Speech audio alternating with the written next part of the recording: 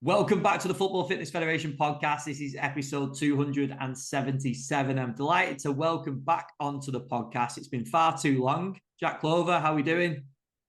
Yeah, good. Thanks. Yeah, it's been a good few years since last time, I think. It certainly has. I think the last one we did was audio only, and Yeah, that's right, isn't it? And that's a fair while ago. I think it might have even been a single digits episode. And I think you're on 200 and something now, aren't you? So I think you're right. I think you're right. So we've got quite a bit to catch up on. Not that we haven't spoken in the meantime, but just for listeners, I know you did this on the first episode, but things have changed. There's been a few years in between that. Give us a little rundown on your career so far, Jack. yeah, no problem. So I guess probably similar to a lot of guests you've had on. Started out as a sort of sports mad kid. Played all different types of sports, team sports, combat sports, athletics, everything as a kid. Also always had a real interest in coaching, and even like at primary school, I used to do little coaching sessions with my mates and stuff like that. Like I was always big on coaching. Ended up going more in a team sports direction. So I played a lot of football, rugby, and cricket as a kid. Um, then took that sort of interest in sport to university at Liverpool John Moores. Again, a lot of your guests have been there. It's a fantastic university for sport, real hotbed for sport and opportunities. That was where I got introduced to the sort of concept of strength and conditioning and how to train athletes specifically for the sport rather than just for health and fitness. Um, from that, went on to an internship in professional cricket, which is obviously where we met each other. Um, really threw myself into that, but when I started looking at jobs and career opportunities, I realized I probably needed a little bit more to my CV, a little bit more from an education point of view. So I then went back to Liverpool John Moores University to study exercise physiology, master's degree. Probably the toughest kind of couple of years of my life in terms of um, spinning a lot of plates. I kind of paid my way through that with my personal training business out of two different gyms, opposite sides of Liverpool. I also was interning within the university working with scholarship athletes. And then halfway through my master's, I was able to get a role part time at the university working with the TAS athletes, which was a really good education piece for me, working with lots of different sports, different types of sports, different age groups of athletes. I also did a bit of teaching at the university at the same time on the undergraduate programs, science of football programs.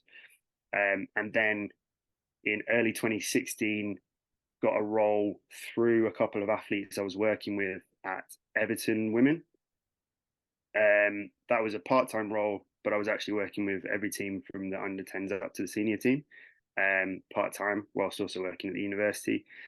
So a real couple of years there where I was doing a lot at the same time, but also getting a really good education in coaching. Spent a lot of time coaching, whilst also finishing off my masters at the same time.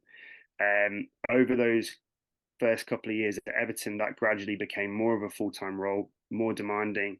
So eventually, I dropped the university role, went full time at Everton, um, and I've kind of come through as the Women's Super League has become more full time professional. That's happened with my career as well.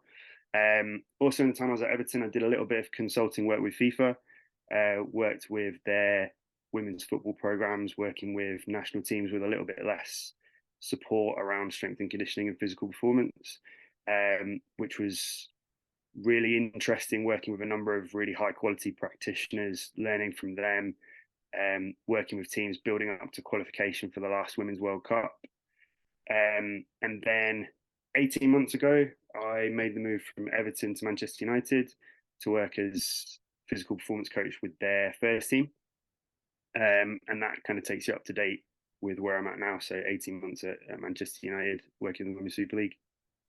Awesome. I was trying to think about where you were at exactly, because obviously you were at Everton when we spoke, Yeah. but I can't remember whether it was early on and you were sort of part time or whether it was further into the role. Can you remember? I think it might have been kind of early full time days, Yeah. but I guess what full time means has sort of changed a little bit since then in terms of the Women's Super League. Um, but yeah, I think it was probably early full time. And just this isn't an advert for Liverpool John Moores, but there's like you mentioned, there's a hell of a lot of coaches that we've had on the podcast that also have spoken to and that I know have gone through the internship at clubs like Everton and Liverpool. What do you think it is that stands out in terms of that as a university in those courses? Like, why is it producing so many top practitioners? That's a really good question. Like my initial actual attraction to Liverpool John Moores was probably more a point of view of moving to the northwest because that was where there was a lot of sport going on. I grew up in the southeast. I wanted to move away from home to kind of have that change of scenery. So my actual reason for going there probably wasn't actually knowing how high quality the program was. Mm. And then um, I think I kind of by default walked into an excellent program with some really top practitioners. I think Liverpool John Moores has always had a particular focus on the applied, so the Yeah. applied research, whether that be football, a lot of really high quality rugby league research, all different sports. And I think good applied research and that kind of applied nature of the degree programs and good quality internships and placements really transfers well into creating good practitioners. Yeah, no, that's awesome. And I think that does seem to be the case when I spoke to people before, that it is that applied that seems to be the difference. So it's nice to hear that from your side as well. On reflection, you mentioned sort of earlier on in your career having the personal training jobs across a few different gyms and funding your own education as well. And a little bit more in terms of a chaotic environment, having lots of things and taking on experiences. And obviously, we did the stuff down with Sport 981 as well, a lot of travel involved. On reflection from all of that, is there anything that you'd maybe have done more of, done less of, in terms of tweaking that for if you were to advise people on early career? I don't know if I'd changed too much, to be honest. It certainly wasn't an easy time period. I would always push people towards delivering and coaching as much as they can, even if that's at a lower level.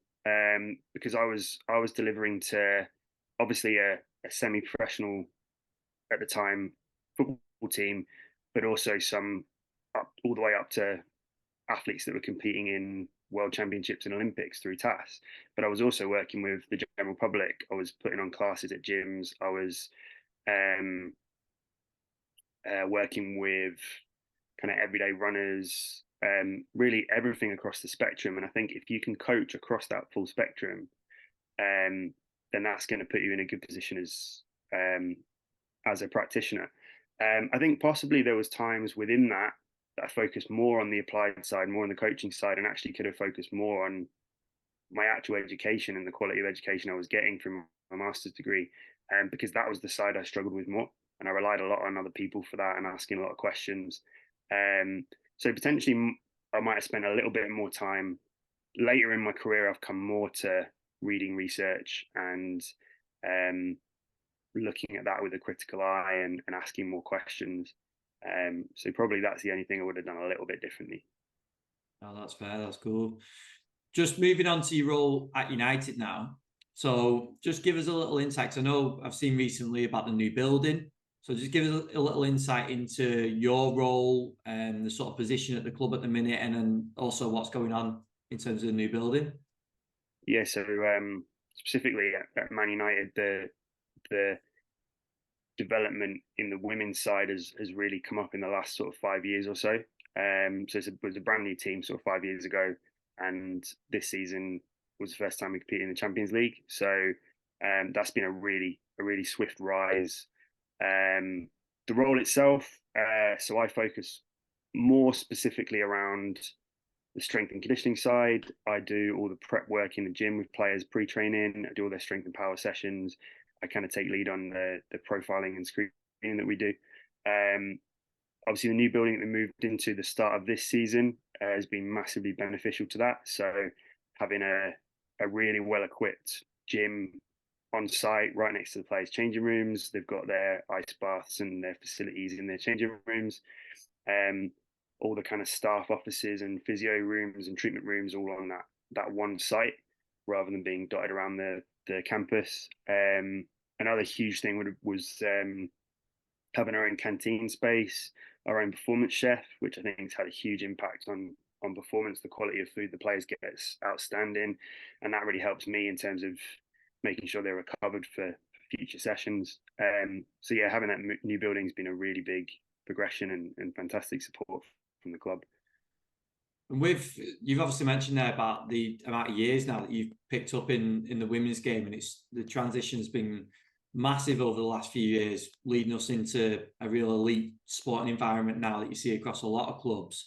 But what are some of the things that you've taken away from that progression in terms of how's that influenced you and your approach that you take with the players? Yeah, I think fundamentally, some of my sort of principles with the players wouldn't necessarily change. Like I'm big on really getting to know your athletes, knowing their sort of strengths and weaknesses, knowing how they like to work, how they like to develop. But I think everything around the players has improved so much, and that's come with the growth of the game and the growth of investment from men's teams and football clubs, but also through the players themselves improving the product of women's football. It's something that people really want to come and watch now. People really want to watch on TV. Obviously, the Lionesses have had a huge success over the last few years. We as a club at Manchester United have had really good success, and we're starting to fill stadiums in our own right now. Like I was lucky enough to work at the FA Cup final last year with a full Wembley stadium, which was incredible. Obviously, the Euros final was full as well at Wembley a couple of years ago. So yeah, everything around the players has progressed now. We can offer a lot more, whether that be from strength and conditioning, nutrition, physiotherapy, all the kind of support around the players has improved, and the professionalism has improved. Yeah, no, that's class. I want to go into something we've talked about quite a bit, but I know you can give some really good insights into this, and that's individualizing within the squad. So just broadly to start with, how you go about that, because obviously you've got a group of players, they're all got slightly different needs. So how do you go about individualizing? And then just tagging on the end of that, just more focusing around the injury prevention side. There's obviously been a lot made recently about injuries in the women's game. So how would you then approach that on the individual side? Yeah, so I think it always starts with a structure across the full squad and how you want to work, and some of that will be dependent on schedule. So might be how a specific manager likes to work. I've worked with different managers who like to work in different schedules, training on different days, focusing on different things tactically and technically on different days. So you have to create a framework, I guess, that fits with that, and then how you then adjust that framework and what you hit on different days, whether that be a high density fixture period where you've got Champions League games midweek or 3 games within a week, 6, 7 games in a month. Also in the Women's Super League, it's quite unique where you sometimes have periods of very low density where you might only have a couple of games in a full month, and then you've got to think about how you maintain fitness levels in players that maybe aren't in the starting team. So I'll always start by creating that structure around the full squad, and then I'll use profiling and screening to bucket those players into specific groups. So typically how I work on a typical day will be players will come in and do their initial individual programs, pre-training, the first thing they do when they come in. And that could be based around their movement profiles. It could be based on their strength and power programs. It could be based on previous injuries or little niggles and things that they're carrying. And they'll come in and crack on with that. And then we'll move into more a team-focused approach. So that might be the physical quality we're trying to work on that day. So it might be high-speed running and max velocity sprinting. It might be deceleration and change of direction. It might be acceleration and projection. So however that looks, and they'll do that as a group. So we're hitting our physical element for that day. That will then transfer into the pitch-based warm-up where they'll focus on that same element. And then hopefully that'll then be enforced in the training session for that day. So the whole day sort of flows. And then we come back into the gym and work on those physical qualities in the gym post session. Obviously, if we don't quite hit the physical qualities we want to hit, so say it's a high speed running max velocity day on pitch, but we don't quite hit that with the team session due to the tactical work for that day, then we'll obviously top that up. So the day should sort of flow like that. And then in terms of the strength and power, so I'll profile each player, but the way I like to do it is, because I think there's a few limitations to maybe 2, 3, or 4 big profiling hits throughout a season. I tend to use more of a screening based approach. So we try and screen players weekly, try and look at strength power metrics every 2 or 3 weeks when we can within the program. And then we're always updating what are the players' weaknesses that we need to work on, what are the players' strengths that we can then turn into super strengths. And as I said, I'd bucket players based on that. And then that those groups become more and more individual throughout the season, in terms of pushing players towards specific exercises or specific training modalities to improve them as an individual. With that structure of the day, Jack, does that tend to stay similar? So in terms of the order of doing gym afterwards, the time of your training, in terms of the pitch work, does that stay pretty steady? Yeah, I'd say in previous seasons within the WSL, it's quite unique and quite advantageous to an S&C because it tends to just be weekend to weekend. Yeah. This season with Champions League and the way the schedule's sort of fallen, it has had to vary quite a bit because also the WSL is now on Sky TV a lot more. So days of games change. So you might play Sunday to Saturday. You might have more midweek games. So yeah, that daily schedule might change a little bit. We might do a little bit more physical work in the gym pre-training before we go out, or we might have to microdose really short, sharp sessions immediately post training, or possibly even after games with certain players if we need to. So yeah, that would be like a typical day structure, and that's quite set, and the players like to work like that. But sometimes we do have to vary that. I think there'll be a lot of coaches like, I wish I could have a bit of consistency and know where I'm at. I know that that's not the same for everyone, but I know there'll be different challenges that you'll be facing as well. Just off the back of that profiling, is that a point that you potentially sit down with players and go through some targets you might have for them in terms of their strength and power throughout the season? Yeah, so we'll try and always feed back to, I guess, the sports science and medical MDT initially, bring in their feedback and their thought process. Yeah. Then take that to coaches and bring in their thoughts on the player, also like visually how they perform on the pitch. You might potentially bring in analysis within that as well. And then with all that collaborative information, that can then go to the player and then talk to the player about where they see their strengths and weaknesses. And to be fair, I think that's something that can probably be done.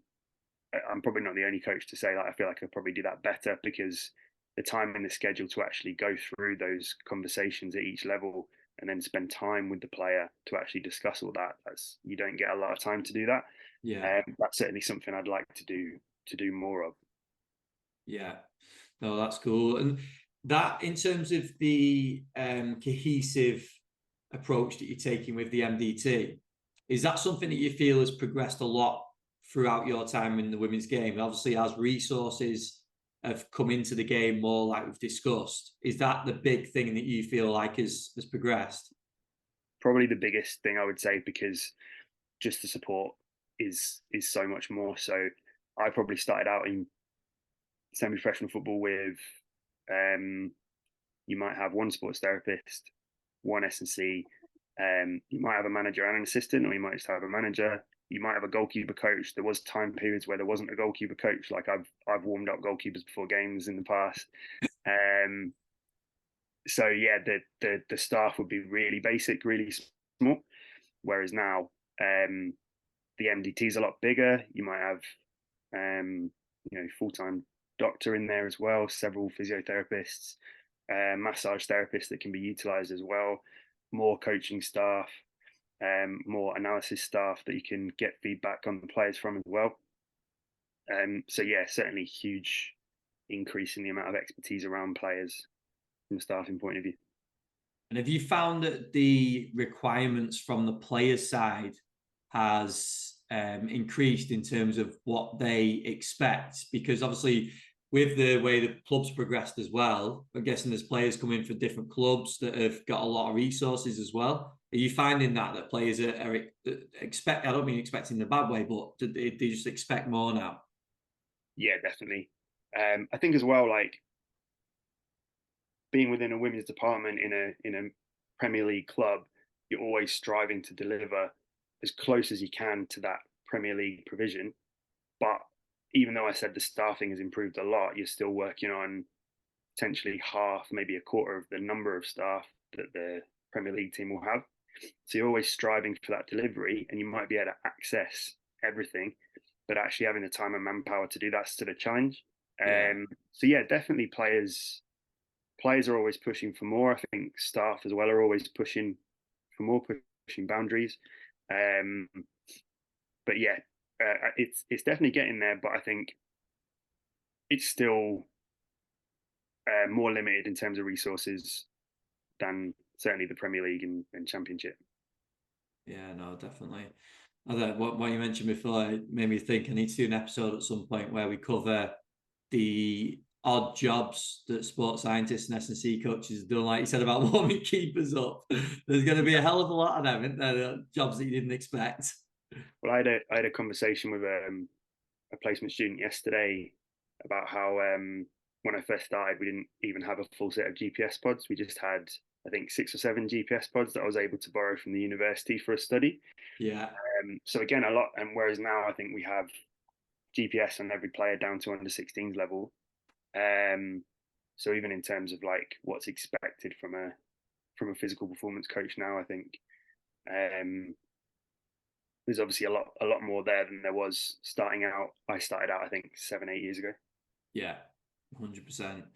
Just in terms of technology and how the program has progressed on that front, what have been some additions maybe you've made recently to the program? I mean, we're very lucky. We have access to a lot. We probably have access to pretty much anything we could need. Um, and then in terms of like what we do for our weekly screening, we use force plates. Um, we use uh, Nord board, force frame, Kangatech.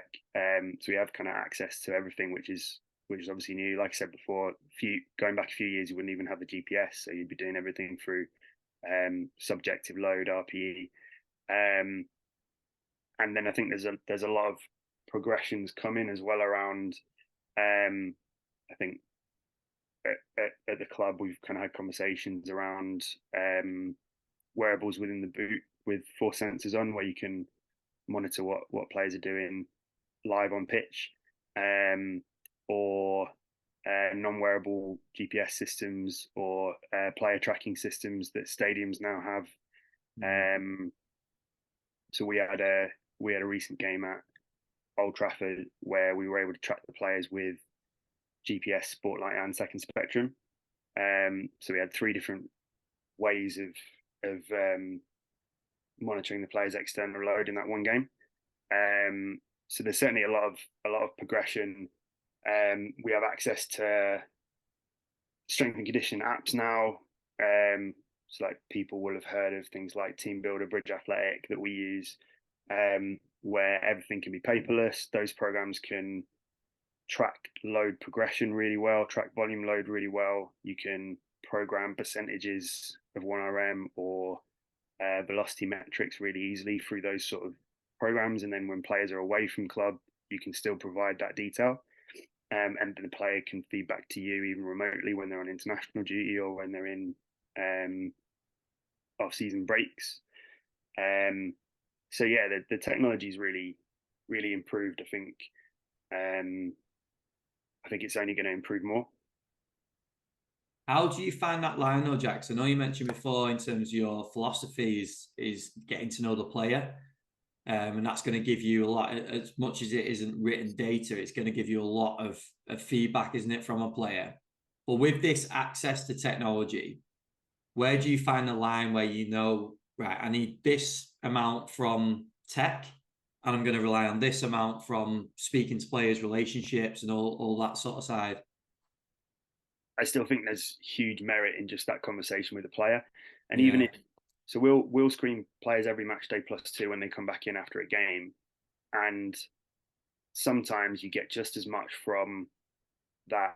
Okay, how are you? How was your day off? How are you feeling? Conversation as you do from the force plate feedback or the Kangatech feedback or whatever that might be.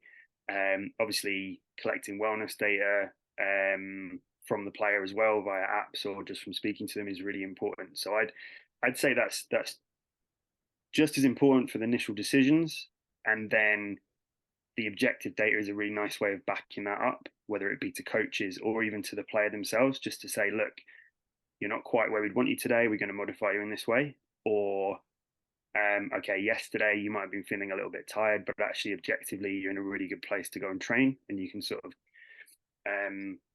the technology helps in that conversation with either the player or the coach. yeah, But the conversation with the player or the coach is still very important. yeah. Because I always think that about like your bootstrap data and people looking at that, and sometimes it's a lot of the time I think it gives you the feedback that you probably know, doesn't it? Like we were talking, I know this is slightly off tangent, but you got the little one, and you know that your sleep's off overnight, so it's Yeah. probably going to tell you that on any sort of tracking app as well.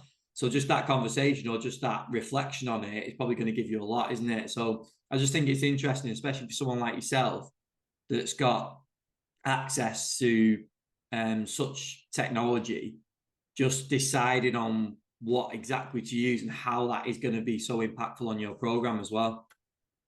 Yeah, and I think you need to keep that data flow simple initially, because um, we're also as practitioners in full-time sport quite poor on time, as we've said before. So um, if I screen players at 10 o'clock and train sessions at 11:30, I've got to process enough information to feed back to coaches within that time frame. Yeah, And that's where, if you've not already had that discussion with the player, if you've not already spoken to the full MDT, and you might have an insight into, okay, the player was a little bit sore after the game, so they might be feeling this. So you already know that information from your morning meeting. If you haven't done that, it's very difficult just to process data and have enough time to feed that back. So it has to be a holistic approach. You have to take the wellness, the conversations with the players, the conversations with other staff, and the objective data as as one kind of holistic approach, rather than just relying on the technology. yeah, 100%. Love that. I wanted to follow up on the conversation I had recently with Joe Clubb and around research in the women's game, because obviously Joe gave some great insights into the research done, but also future research as well. And I wanted to speak to yourself because obviously being on the front line, as we put it, and seeing players every day, working with players every day, just in terms of what research has had a big impact on the way you work, been really beneficial in terms of working with women players, but also where are the gaps? Where do you see the gaps where we need more? Yeah, so I listened to the podcast you did with Joe, and Joe's a fantastic practitioner, consultant, and I was lucky enough to work with Joe in the FIFA project that I did a couple of years back, and that was really beneficial to me. I think there's a lot of fantastic work in progress around research with female athletes specifically, and also looking at female footballers specifically. There's also obviously also a lot of gaps. I think a lot of the uh, a lot of the research, it's maybe not so much about the quantity of research, but more around the actual quality and application of that research in practice, which is obviously what I'm very interested in. I think there are there's some interesting sort of correlations and applications around some of the injury research, particularly around menstrual cycle. But I also think there's gaps to using that in practice. So, for example, we will track players' menstrual cycles, but then what happens if they're on specific contraceptives or hormonal contraceptives? That means we then can't track their menstrual cycle. How does that affect their hormone levels? How could that potentially affect their risk of injury? Whether menstrual cycle actually affects risk of injury at different phases is up for debate, and there's probably a need for more clear research around that. However, does energy availability at different phases of the menstrual cycle affect risk of injury through excessive training load, for example? So can we adapt that a little bit? And then I think in terms of the kind of general research picture, as practitioners in women's football, will rely heavily on maybe research in men's academy football, for example. Now, I think Jo mentioned in her podcast, football is football, it's the same sport, but also there's different characteristics to women's football to compared with men's football. Women's football tends to be a little bit more transitional. There's obviously less high intensity characteristics in the GPS profile from a women's game, but actually the volume's fairly similar. And it is possible that because the game is increasing in intensity at such a fast rate because of professionalism, it's possible that the actual cost to the player, the physical cost, the load on the player is actually increasing a lot faster than in men's football. I think it'd be really interesting to see more research around actually quantifying the demands on the player from an energy expenditure point of view, from a mechanical point of view. There's some bits that we're really interested in around accurately measuring deceleration, which is obviously a common mechanism for ACL injury, which is a hot topic and a high burden injury, and it's a higher prevalence in female athletes. But it's a very difficult thing to quantify without being in a lab and having a lot of very sophisticated technology. So are there more applied? So can we take the laboratory research, the very highly controlled research, and start to make that a little bit more applicable to actually what practitioners can do with players in shorter periods of time to get clear insights that we can actually affect day to day in training. Yeah. I think I've maybe gone in a few different directions there, but there's probably a few different ways that we can kind of build the research profile around specifically female athletes. No, I love that because you're talking about, because once a lot of that is like that research in those areas has been padded out, you mentioned the academy there. That's going to filter down through that academy, isn't it? And it's going to give you a little bit more in terms of targets, a little bit more clarity on where you need players to be before they're stepping into first team. Yeah. So yeah, no, that makes complete sense. Now, I think that's obviously that ties in with some of the things that Jo spoke about in terms of the decel, and it's going to be really interesting to see what comes out of that, and also, like we say, how that is then applied into a program. Yeah, I mean, my philosophy has always been, or certainly over the last few years, has been, can I build the physical quality underpinning the movement on pitch? And can I do that in the weights room? Can I then take it out on the pitch and really train those specific movements? I think in your podcast with Alan Jordan, he mentioned about deceleration being an undertrained aspect with footballers, which I'd probably agree with. And I think particularly in female footballers where there is a greater risk of ACL, and a common mechanism for ACL is deceleration at speed. So yeah, my philosophy has always been, can I build a robust athlete in the weights room who is then resistant to injury on the pitch? But I think the research could give us more information on how we can be a bit more detailed and a bit more specific with profiling those players regularly, and then knowing what specific aspects to work on with specific players, because the risk factors for ACL are so broad, there's so many factors involved. I think if the research can sort of start to point us in the right direction a little bit more, that would be really helpful in applied practice. Yeah, definitely.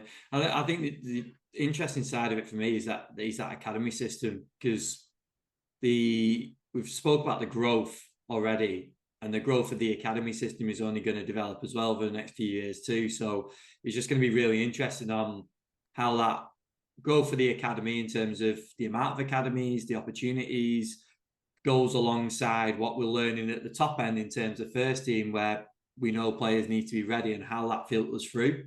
And then also ultimately how that differs. How different is it going to be from a boys' academy? Is it going to be very different? Is it going to be similar? It's just going to be interesting to see, isn't it? Yeah, and the training histories of female players is so different. Yeah. So I actually work with a couple of players now who I worked with when I started in women's football, and they were young players at the time, and obviously they were part-time athletes, and they were 17 or 18 at the time. But obviously, in the men's game, if you're 17 and 18 and you're on a trajectory to being a Premier League or a Championship player, you're probably, well, you will be training full time. You will be Yeah. in the gym 3-4 days a week. Whereas still in women's football, it's progressing in terms of there's some really strong academies now, and the provision is really increasing. But there's still a sudden sort of jump from an under 21s player who's very much a part-time athlete to a first team player who's a full-time athlete. Yeah. And there's a lot of kind of there's a few different ways that clubs are trying to bridge that gap now with dual signing players and loaning players. But also, again, as a comparison with the men's game, a men's under 23s or 21s player might be able to go on loan to a League Two club and be at a very, very, very high standard of football. Whereas in the women's game, there isn't quite the pyramid at this stage. So if you're dropping down a level, you're then a part-time athlete. So there's a little bit to be done there around bridging the gap between a youth player, unless they're already in a first team at 16, 17. It's quite a big jump physically.